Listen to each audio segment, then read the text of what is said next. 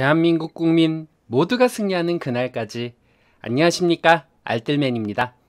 생산자 물가지수가 전일 발표한 CPI에 이어서 높다라는 평가가 나오면서 주식시장에 근심 가득한 먹구름을 들이었습니다. 다우는 마이너스 0.33% 하락, S&P 500은 마이너스 0.13% 하락, 나스닥은 0.06% 상승, 원달러는 1290.87원으로 0.93% 상승, 빅스지수는 마이너스 2.43% 하락, MSCI 코리아 ETF 지수는 마이너스 1.45% 하락, 2년물 국채금리는 마이너스 2.43% 하락, 10년물 국채금리는 마이너스 2.13% 하락, 30년물 국채금리는 마이너스 0.66% 하락을 했습니다. 4월 PPI는 전월 대비 0.5%, 이 부분은 예상치를 부합을 했고 전년 대비 11%로 예상치 10.7% 상회가 되어서 높았던 3월과 같이 인플레이션에 대한 우려를 만들었으나 식품과 에너지를 제외한 4월 근원 PPI는 전월 대비 0.6%,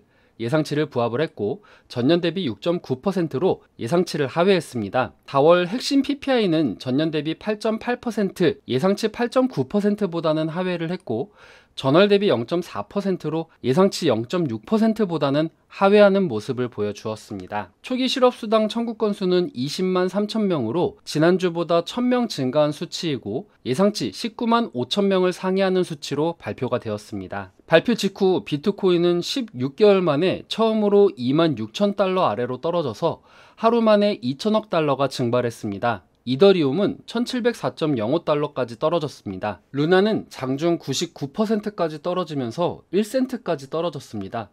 이런 가운데 제닛 옐런 미 재무장관은 하원에서 암호화폐 시장의 혼란이 미국 금융 시스템 안정에 위협이 되지는 않을 것이다 라고 말을 했습니다. 파월 의장은 목요일날 인플레이션을 통제하는 것이 경제적 고통을 야기할 수는 있겠지만 최우선 과제로 남아있다라고 경고했습니다.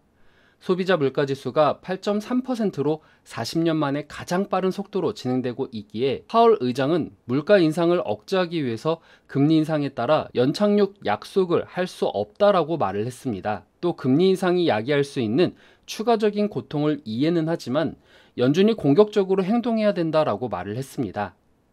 참고로 지난주 회의 이후에 기자회견에서 파월 의장은 75bp 인상 등의 보다 적극적인 조치를 취하는 것으로 해석되는 발언도 말을 했습니다. SYZ 프라이빗 뱅킹 루크 필립 투자 담당 대표는 시장은 중앙은행들의 인플레이션 억제 노력이 침체를 촉발하고 있거나 혹은 적어도 급격한 경기 둔화를 초래할 수 있다라고 우려한다라고 말을 했습니다. 전날의 소비자 물가 자료를 보면 인플레이션이 정점에 달했다고 말하기에는 약간 이르다라고 말을 했습니다. 시카고 상품거래소 CME 패드워치에 따르면 연방기금 금리 선물 시장에서 연준이 6월 회의에서 기준금리를 50bp 인상할 가능성은 93.3%로 나타냈습니다. 전날 88%보다 상승된 수치입니다. 6월물 서부 텍사스산 원유 WTI 가격은 전날보다 42센트 오른 배럴당 106.13달러, 0.4% 상승 마감을 했습니다. 이후에 러시아산 원유 수입 금지 가능성에 따른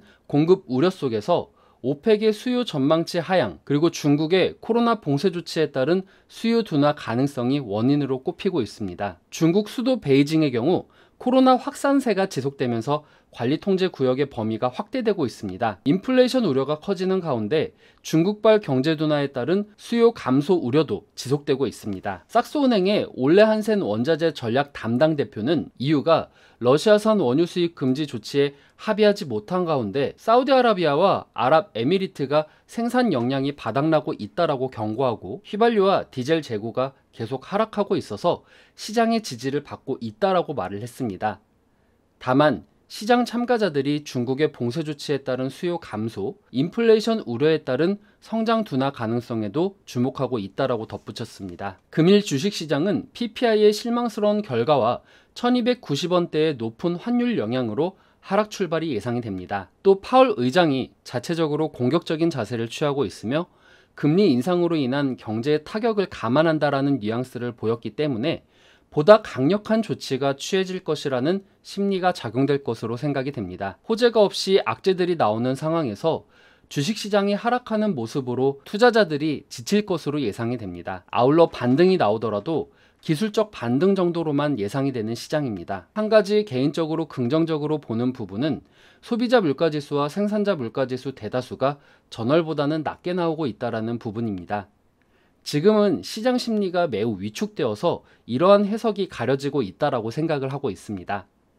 시장의 심리가 개선이 되면 5월 물가지수가 3월 기점으로 피크를 찍고 하향세를 그릴 것이다 라는 식의 해석이 나올 수도 있다고 생각을 합니다. 어려운 시장이 예상되겠지만 잘 생존하셔서 끝까지 투자하시는 구독자님들이 되기를 기원합니다.